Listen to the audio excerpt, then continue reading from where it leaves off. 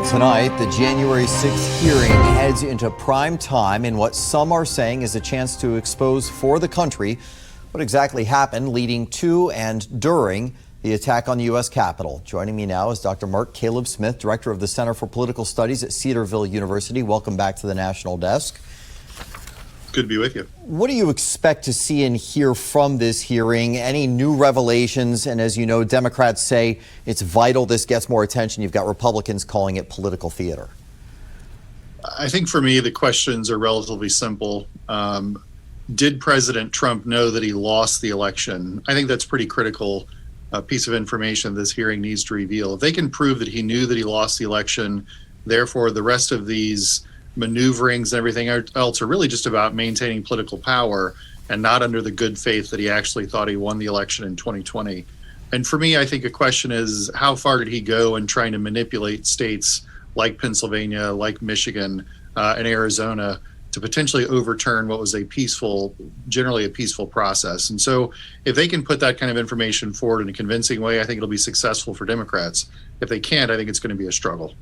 Well, Democrats, speaking of, are hopeful that these 6 public hearings are also going to reignite some of the outrage that a lot of Americans had in the days after that assault on the Capitol. You think that translates to votes for Democrats? Everyone's looking to midterms already, obviously. You know, after January 6th happened, just for a moment, it sort of broke the typical partisan divide. If you recall, Lindsey Graham spoke out against President Trump, Mitch McConnell spoke out against him, but that didn't last very long.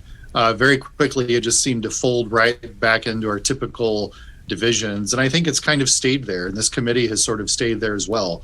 So I really don't hold out a lot of hope that this is going to do something fundamentally different, that it's going to persuade people or maybe change votes coming up in the midterms. I think it would take a truly significant piece of information in order to do that. And right now, I just don't see that happening. Well, on the other side, you've got Republicans who are saying that these hearings are just a bit of a Hail Mary to try and get people to look past inflation and gas prices, the ongoing war. Do they have a point?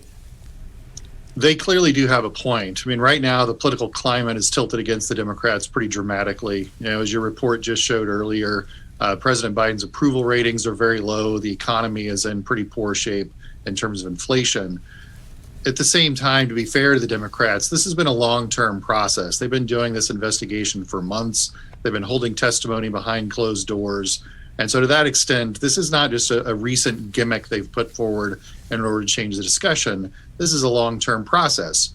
But airing them right now has the potential to maybe change the discussion for Democrats, which would be good for them.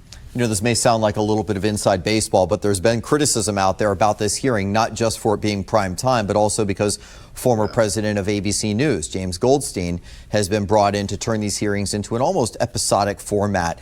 Is that criticism warranted?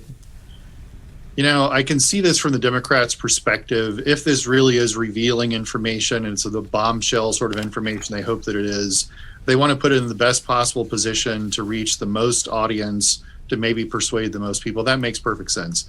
But to me, if this comes off as overly polished, overly produced, overly dramatized in a way that cheapens the information, then I think it's going to really undermine the Democrats if they do that.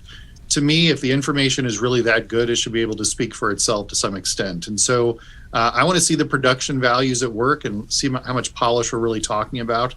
I could see it going both directions. Yeah, could be a lot at stake this evening as well as the following hearings. We'll continue to watch them. Dr. Mark Caleb Smith, thanks for joining us here on the National Desk.